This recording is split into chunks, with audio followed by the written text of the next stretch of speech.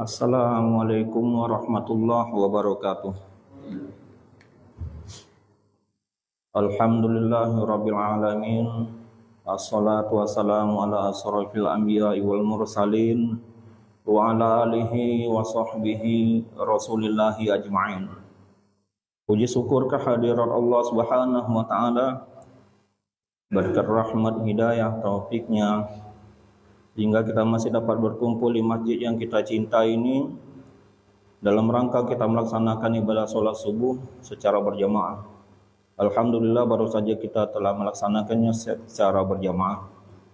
Salawat beriring salam kita sampaikan kepada junjungan kita, suri tauladan kita, Nabi besar Muhammad sallallahu alaihi wasallam, keluarga dan para sahabatnya, para pengikutnya, yang mana telah membawa kita dari alam kegelapan menuju alam yang terang benderang sebagaimana yang kita rasakan pada saat ini.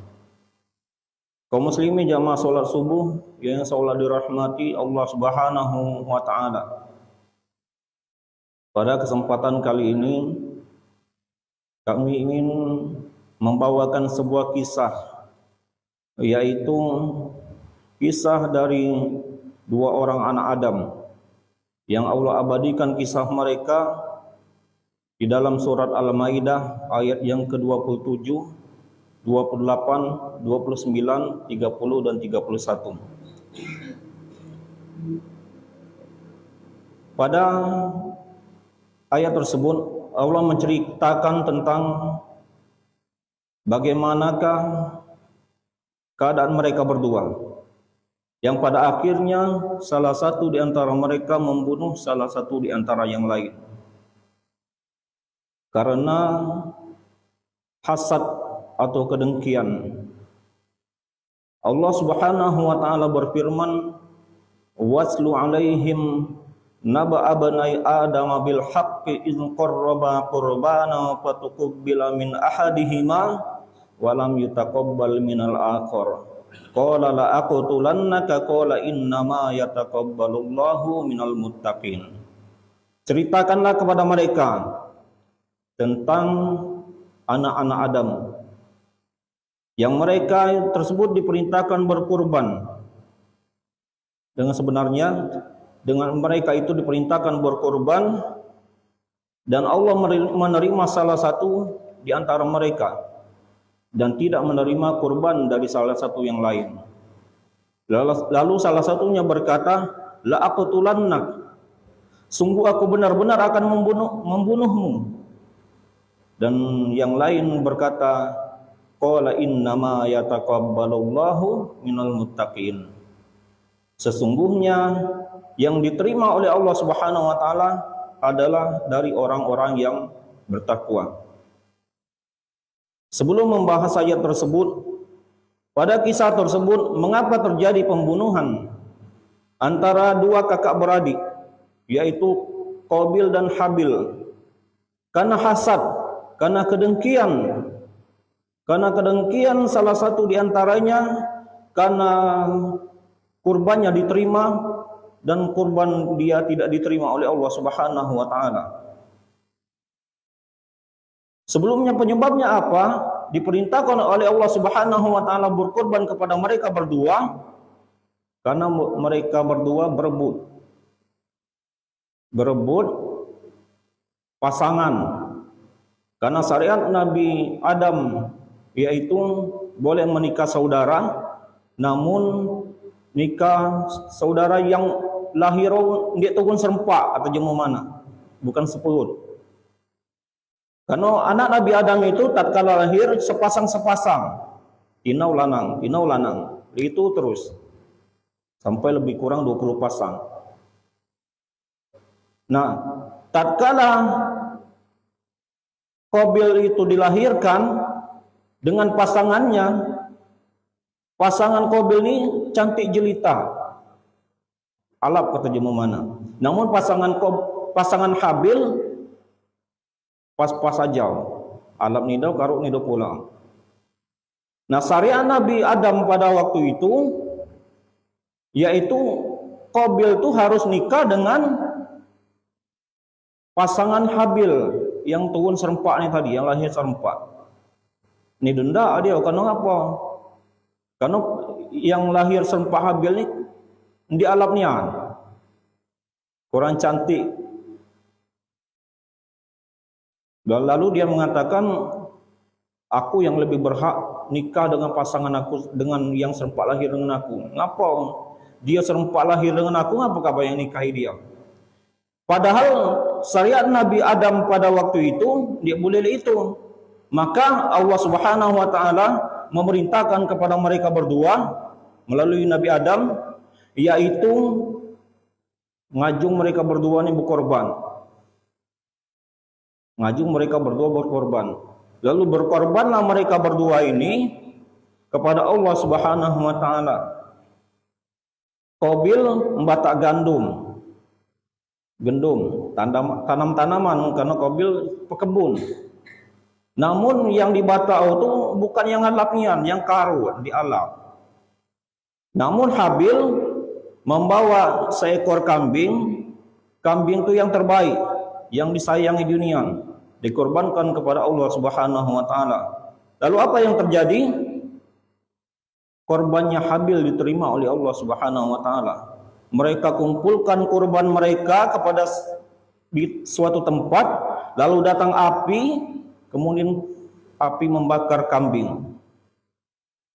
Karena pada saat itu yang membuktikan diterima atau tidak diterimanya kurban seseorang, datangnya api. Langsung melahap habis kambing ini tadi. Namun gandum ini tadi tidak dibakar sama sekali. Artinya kurbannya Qabil tidak diterima oleh Allah Subhanahu wa taala. Karena dia berkorban bukan berdasarkan ketakwaan kepada Allah Subhanahu wa taala. Karena kedengkian dia ini tadi. Karena dia nikah dengan pasangan yang serempak lahir, yang barengan lahir dengan Habil tadi. Lalu diterimalah oleh Allah Subhanahu wa taala kurban dari Habil tadi. Maka berkata Qabil, la aqtulannak, sungguh aku benar-benar akan membunuhmu. Lalu Habil berkata, qala innama yataqabbalullahu minal muttaqin. Sesungguhnya yang diterima oleh Allah Subhanahu wa taala, wahai kakak, wahai abang, adalah kurban yang berasal dari orang-orang yang bertakwa. Kaum muslimin jamaah salat subuh yang insyaallah dirahmati Allah Subhanahu wa taala. Sebelumnya ketahuilah bahwasanya dosa yang pertama kali dilakukan hamba Allah Subhanahu wa taala di langit yaitu sebabnya hasad. Dan juga dosa yang pertama kali dilakukan di bumi sebabnya juga hasad. Yang di langit yaitu hasadnya iblis kepada Nabi Adam. Mengapa Allah Subhanahu wa taala memerintahkan iblis sujud kepada Adam? Lalu iblis menyanggah perintah Allah Subhanahu wa taala, tidak mau. Walaqad khalaqnakum tsumma sawwarnakum tsumma qulna lil malaikati isjudu li adama fasajadu illa iblis lam yakum minas sajidin. Dihendak iblis ini sujud dengan Adam. Lalu Allah berkata, qala ma manaka alla tasjuda id amartu. Ngapa kamu hendak sujud dengan Adam tatkala aku perintahkan? Qala ana khairum minhu khalaqtani min nari wa khalaqtahu min tin. Engkau ciptakan aku dari api, aku lebih baik daripada dia. Engkau ciptakan aku dari api, sedangkan engkau ciptakan Adam dari tanah. Api lebih mulia dari tanah menurut iblis. Namun iblis tidak menyadari bahwasanya siapa yang ia maksiati perintahnya itu, yaitu Rabbul Alamin, Allah Subhanahu wa taala. Harusnya apapun perintah Allah Subhanahu wa taala lakukan saja. Tidak perlu memandang siapa yang lebih mulia atau siapa yang lebih rendah. Namun tatkala perintah tersebut diucapkan, diperintahkan oleh Allah Subhanahu wa taala, maka lakukan. Harusnya seperti itu. Namun karena hasad, karena kedengkian tersebut tadi, iblis tidak mau, enggan menaati perintah Allah Subhanahu wa taala. Dengan sebab hasadnya tersebut, lalu Allah melaknat iblis tersebut. Lalu Allah jadikan iblis tersebut panjang umurnya, panjang, karena dia itu berniat tidak menggoda keturunan Adam sampai hari kiamat. Ngapa dipanjangkan? Maka agar iblis itu semakin celaka, semakin berdosa kepada Allah Subhanahu wa taala. Sebelumnya memang iblis sendiri yang meminta agar dipanjangkan umurnya, agar dia pacak menggoda anak cucu Adam. Apa yang diinginkan iblis?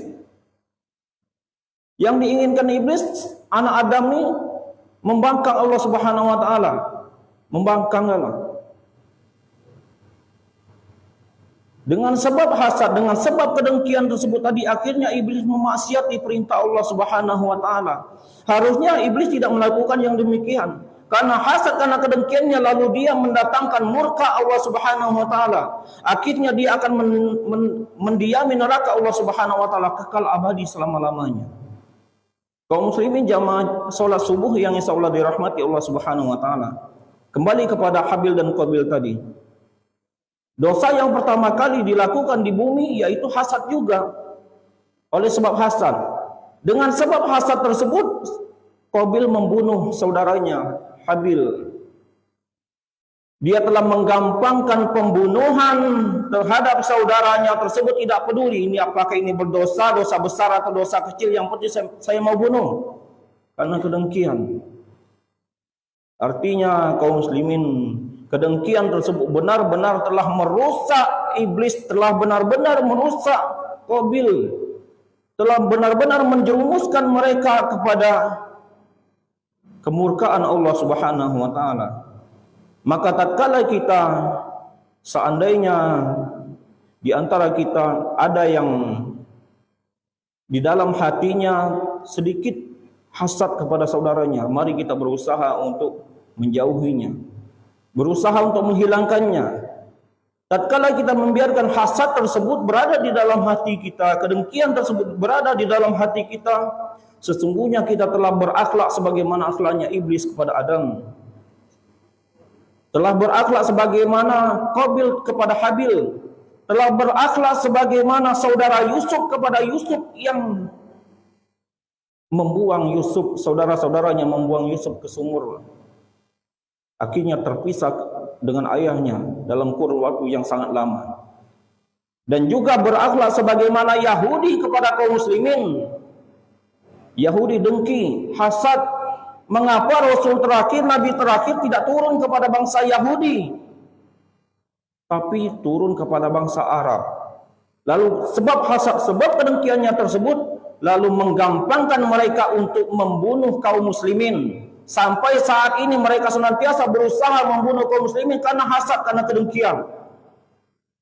Mereka berangan-angan Rasul terakhir kemarin, Rasul terakhir tersebut, yaitu berasal dari kalangan mereka juga, yaitu kaum Yahudi. Karena telah berlalu kepada mereka 12 orang utusan, 12 orang Rasul.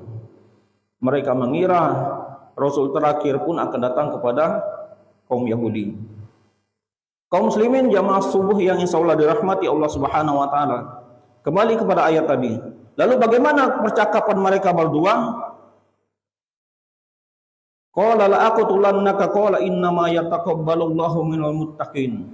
La in basatta ilayya yadaka litaqtulani ma ana bibasiqi yadiya ilayka liaqtulak.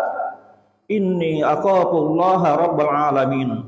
Wahai kakanda, wahai abang, kalau engkau membentangkan tanganmu, mengangkat tanganmu untuk membunuhku, maka aku tidak akan membalas. Silakan, kendak kabala, kata Jumana. Kalau kamu memang nak membunuh aku, silakan. Kata Habil, sesungguhnya aku takut kepada Allah Subhanahu wa taala, bukan takut kepadamu. Namun dia takut kepada Allah Subhanahu wa taala. Lalu dia, tatkala saudaranya ingin membunuhnya, dia biarkan saja. Kalau seandainya engkau ingin membunuhku, maka aku tidak akan membalas, kata Habil. Inni akhafullaha rabbal alamin. Lalu pada ayat ke-29, inni uridu an tabu'a bi itsmi wa ismika fatakuna min ashabin nar. Wa dzalika jazaa'ul zalimin. Aku ingin engkau membawa dosaku. Inni uridu an tabu'a bi itsmi wa ismika, dan dosamu, agar engkau membawa dosaku dan dosamu. Maksudnya pada ayat tersebut, tatkala terjadi pembunuhan, perkelahian, tatkala mereka berdua sama-sama melawan, kata Jumana, sama-sama melakukan sesuatu yang ingin membunuh salah satu di antaranya, maka mereka berdua akan berdosa. Namun tatkala hanya satu saja, hanya salah seorang di antara mereka yang berusaha untuk membunuh, maka seharusnya mereka berdua itu sama-sama berdosa, namun dosa mereka yang berdua tersebut ditanggung oleh satu orang, karena satu orang tidak membalas, tidak berusaha untuk membunuh salah satu di antaranya. Maka wajar pada ayat tersebut disebutkan, inni uridu an tabu'a bi ismi wa ismika fatakuna min ashabin nar. Aku ingin dosaku dan dosamu engkau bawa, lalu engkau termasuk orang yang terjerumus kepada neraka Allah Subhanahu wa taala. Wa dzalika jazaa'ul zalimin. Dan hal tersebut adalah ganjaran, adalah balasan bagi orang-orang yang berbuat zalim. Rasulullah SAW mengingatkan bahwasanya tatkala kita melakukan pembunuhan tersebut, maka dosa membunuh tersebut juga ditimpakan kepada Qabil, anak Adam, yang pertama kali mencontohkan bagaimana cara dia membunuh. Menjadi dosa jariah bagi anak Adam tersebut, karena dia pertama kali mencontohkan. Karena Rasulullah SAW bersabda, man sanna sunnatan sayyi'atan falahu wizruha wa wizru man amila biha min ba'dihi min ghairi an yanqusa min auzarihim syai'a, kama qala Rasulullah SAW. Barang siapa yang mencontohkan sesuatu keburukan, maka baginya dosa, dan dosa orang-orang yang mengikutinya sepeninggal dia, setelah dia, tanpa mengurangi dosa orang yang melakukannya. Terus dia mendapatkan dosa tersebut. Na'udzubillah. Maka tatkala kita seandainya melakukan sesuatu yang mungkin itu akan berpotensi menjadi dosa jariah bagi kita, maka langsunglah bertaubat kepada Allah Subhanahu wa taala. Jangan sampai kita mencontohkan sesuatu namun kita lalai dalam bertaubat kepada Allah Subhanahu wa taala. Akhirnya akan menjadikan hal tersebut dosa jariah sebagaimana anak Adam tersebut. Dia menyesal. Pada ayat selanjutnya Allah sebutkan, wa ba'atsallahu ghuraban yabhathu fil ardi liyuriyahu kaifa yuwari sawata akhihi. Qala ya wailata ajatu an akuna mithla hadzal ghurabi fa uwariya sawata akhi fa asbaha minan nadimin. Lalu dia kebingungan karena pertama kali terjadi pembunuhan, kebingungan mana cara agar saudara ini diselesaikan. Bingung. Lalu Allah utus gagak, burung gagak gali-gali tanah, udah itu ngubur ke gagak yang lain. Ini cara mengubur, kubur ke dia. Kemudian, aduhai kata dia, kata Qabil yang tadi, aku ndak ini pula agar pacak nutupi kesalahan aku tadi. Dikuburlah saudaranya ini tadi, yaitu Habil, dan dia termasuk orang yang menyesal. Namun penyesalan itu tidak cukup. Tidak cukup. Penyesalan itu tidak cukup, kita harus bertaubat kepada Allah Subhanahu wa taala. Namun anak Adam tersebut hanya menyesal saja, tidak bertaubat. Kata Rasulullah SAW, ma min nafsin qutila zulman illa libni Adam kiplun li'annahu awwala man sanal qatl, atau kama qala Rasulullah SAW. Tidak ada satu jiwa pun yang terbunuh kecuali anak Adam mendapatkan dosanya, karena dia yang pertama kali mencontohkan bagaimana cara membunuh.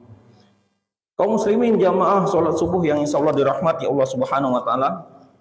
Kemudian ayat yang terakhir yaitu ayat ke-31.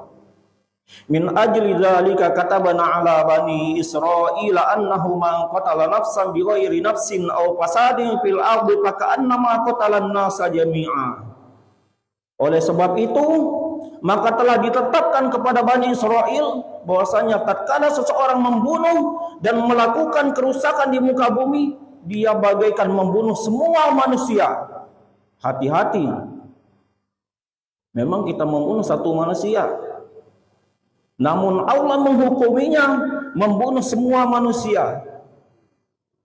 Dan Allah Subhanahu wa taala mengingatkan di dalam banyak ayat tentang pembunuhan tersebut, yaitu di surat Al-Maidah ayat yang ke-93. Wa may yaqtul mu'mina muta'ammidan fajazaohu jahannamu khalidan fiha wa ghadiballahu 'alaihi wa la'anahu wa 'adda lahu 'adzaban 'azima.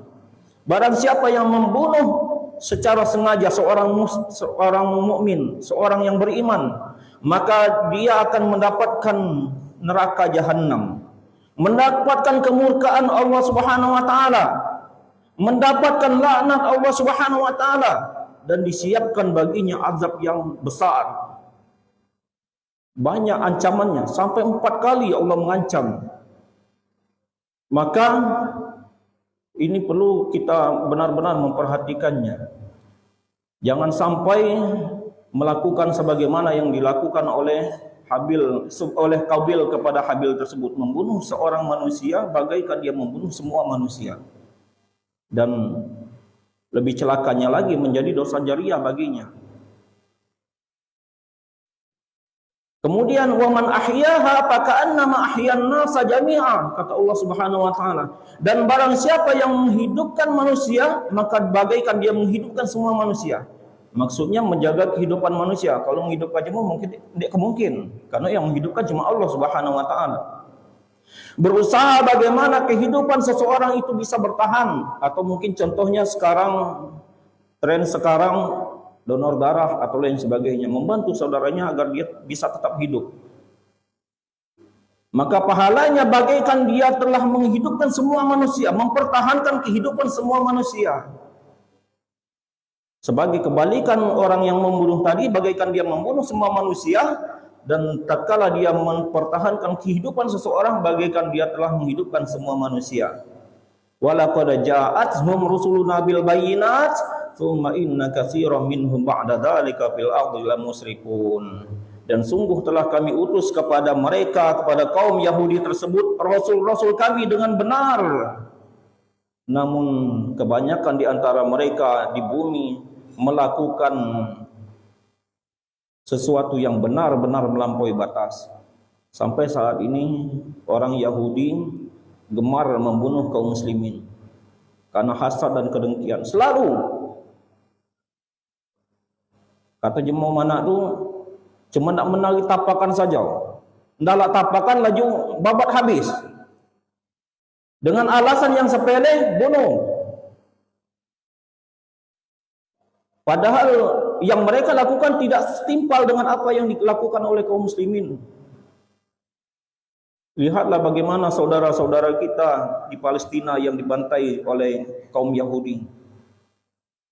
Telah puluhan ribu dibantai mereka. Tidak lain hanyalah itu karena hasad dan kedengkian pendahulu mereka, yaitu mereka hasad kepada Nabi Muhammad SAW yang diutus kepada bangsa Arab, bukan kepada bangsa Yahudi. Sebagai kesimpulan, mari tatkala sedikit bercokol di dalam hati kita hasad dan kedengkian, kita berusaha untuk menjauhinya.